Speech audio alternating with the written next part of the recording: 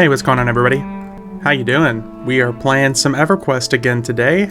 We're making our way towards Temple of Ishan. I want to go ahead and clear out Temple of Ishan. I haven't done the East Wing, I guess technically the West Wing. I haven't done that wing. Or something. Yeah, sorry, it's the East Wing. Yeah, I haven't done the East Wing in quite a while. Actually, I don't think I've ever really done it on this character, so we're going to wipe out the entire East Wing. Damn it, I keep saying the wrong one. We're going to clear out the East Wing, and then we're going to go ahead and hit the North Wing like we normally do. And yeah, we're just going to see what kind of loot we can get ourselves into. The East Wing has never really been known for having good loot, which is fine. It's not that big of a deal. But we're going to hit it anyways, just for the experience, the nostalgia. Like I said, I haven't been there in a very long time. So we're going to go for it. It is Monday, and hopefully by the time this video is up, it's still Monday. I have been playing a whole lot of different games this whole last week. Some even on PlayStation 5. I normally prefer to game on PC, but sometimes I get a moment to game on PlayStation 5 just with a controller, and I forget how much that hits the old sweet gaming spot for me. Reminds me of back in the day playing on the PlayStation with my brother, PlayStation and Xbox, back in the good old Halo and Final Fantasy days. Back when my brother got me addicted to some of the most addicting games possible. But yeah, it's Monday. I'm cooking my stuff for tacos currently, so I figured I would hop on, load all our characters in, just run through, and let's go beat up some dragons. I mean, because what can go wrong with that? God, I still love this zone. Every single time I make this run and I come through here, it just hits the spot. That is one thing I will say about EverQuest, as opposed to all the other games that I play. EverQuest is the only game that I've ever been able to sink this much time into. I've put quite a bit of time into, like Destiny, over the franchise from like Destiny 1 to current, which I guess is going on 8 years. I've put quite a bit of time in, but my 3,000 hours of Destiny and Destiny 2 time still does not compare to my like over a year's worth of playtime in EverQuest. My original rogue before I sold my rogue way back in like 2007. My original rogue, I remember between me and my brother, we had sunk over 370 days worth of playtime on our rogue. And granted, I mean, with EverQuest back in the day, a whole lot of that time will be spent like sitting, whether that's like in Bazaar selling stuff or sitting at like AFK, LFG, just trying to find a group. But that's still active playtime. Like, you're still paying attention to what's going on. So I still consider it playtime. So we had sunk, over 370 days worth of playtime into that character by 2007. And there was a long period that I didn't play a whole lot. So, I mean, I get it. Like, I would say roughly there was at least a 10-year time gap between quitting and actively playing on a regular basis. So yeah, that sounds about right. I mean, from 2007 to probably 2017, 2018, not ever really playing too much, if at all, because occasionally that was after EverQuest went free to play. So I would occasionally, just make like a free account, make a new character, hop in, shoot the shit, look around, quit. Occasionally hop in and join one of the TLPs that they would announce. Hop in and maybe get a character to like level 10 or level 15 or something. But you know, a few days worth of playtime, but never enough to justify like, oh, I just spent another 300 hours. All right, guys, we are in East Wing. So I don't really remember too much about this area other than my group raiding back here, back in the day. We would get like over here in the corner and just stand there. Because I don't even think these guys drop anything worth really mentioning. Yeah, and these guys don't even drop your faction at all, because this is like the tainted wing. This is like the prisoner torture wing that they put the enemies in, and this hilarious joke of a dragon, Dozakar the Cursed. There we go. That'll make us a nice little cover, but this joke of a dragon, Jesus, would take an army to defeat. Boop. Because I don't even think these guys drop loot. Yeah, these are all like quest items, and they all drop weapons and items that you turn in for like armor drops later on. This maze area used to just absolutely piss me off. Level 60. Yeah, these guys are all like peasants. This is not where we want to be. We killed Dozakar the Cursed. Everything else is basically not really worth it. They're just drakes.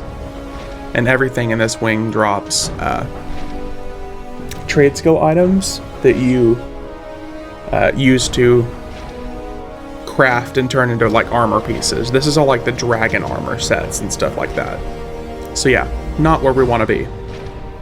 I wanted to check it out again, but now that I was here and I saw the map, it instantly just reminded me that like, oh yeah, that's why every guild starts raiding in that wing, if I remember correctly. Every guild starts raiding in that area because that's where you grind.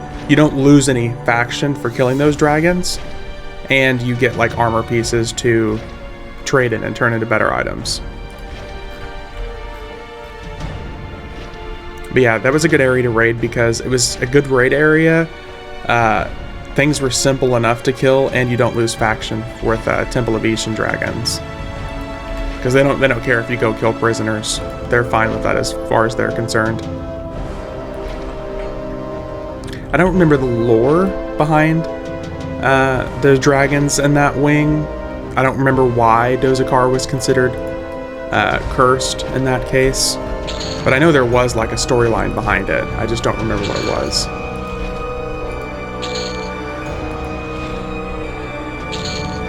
But there's definitely something there. If anybody knows what it is, feel free to comment and let me know. Ooh. Fist of Lightning, Twisted Steel Gauntlets. Okay, bad. I guess not bad item because it's no level 1 requirement. Monk and Beastlord weapon. As always, the cool graphic as well.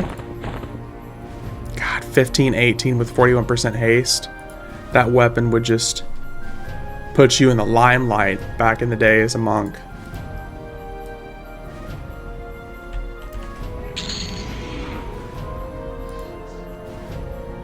And as often as I come through this area, it still gives me like a shiver. Gets me some goosebumps whenever I come through this area. Not for any particular reason like the scare or anything like that, but it was always the thrill of coming into this area back in the day.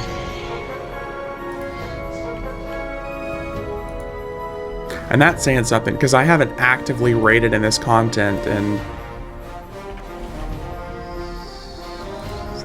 over 2 decades.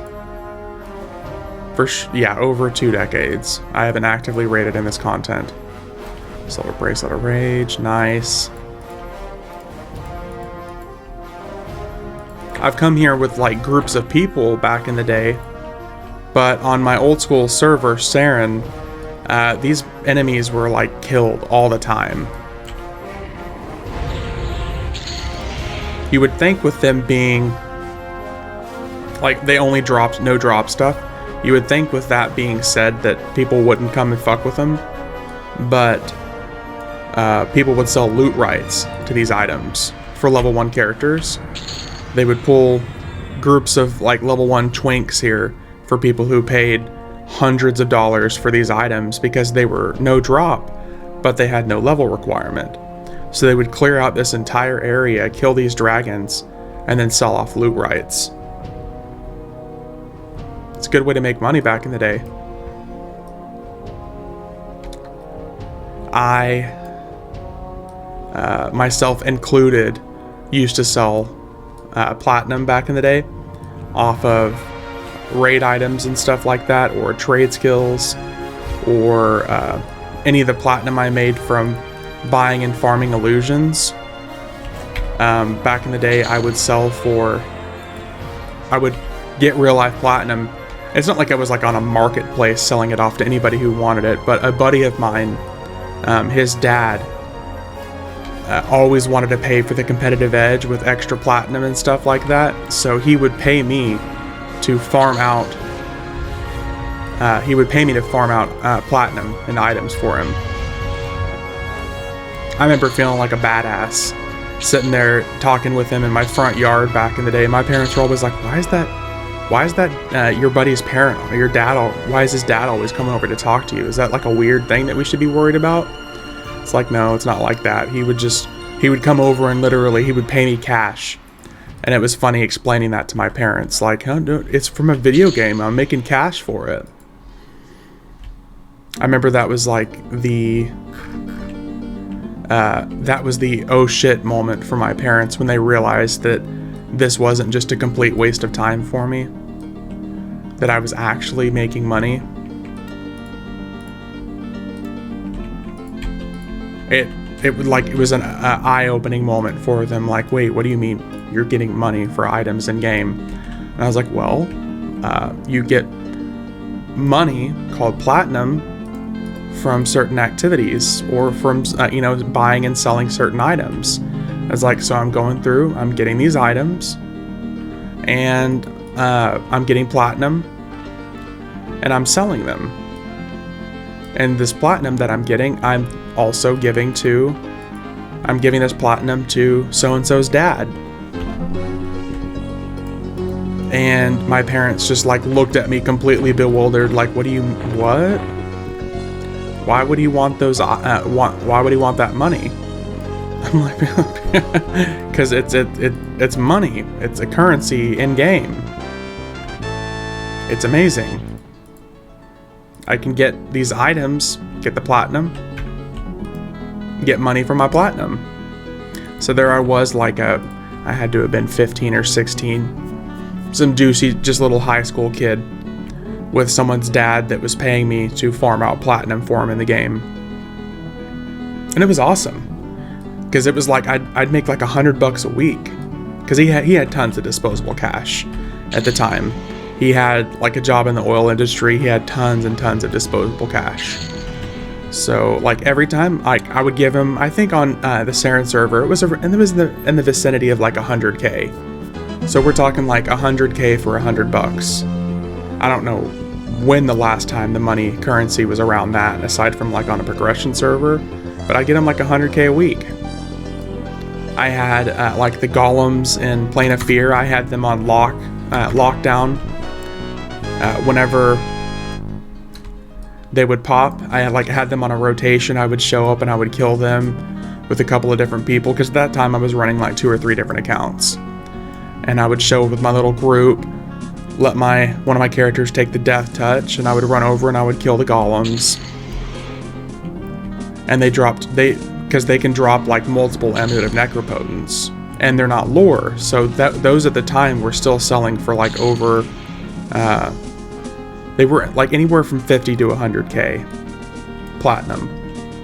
So I would get those items and I would sell them, and any other trade skill items or other items that I could buy and sell and retrade and sell again, and all this other droppable like illusion masks and stuff. I made tons of money. I'm like like my little drug deals, but it was just for EverQuest. All right. My doorbell rang and it completely messed with my train of thought. I forgot what I was talking about. Anyways, we got a good little ooh, nice. We got a good little Temple of Ishan run in. Just wanted to hop in, get a little bit of EverQuest in, let you guys know I'm still alive. Give me item.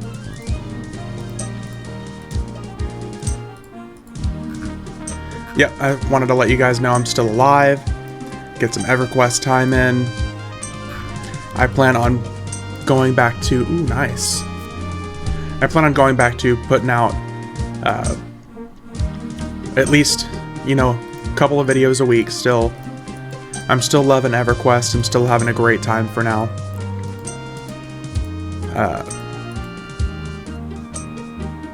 Nice. We got some good items. I'm still working on the Trio of Danger. Getting us some extra loot here. Anyways, guys, that is it for tonight. I will check you in the next one.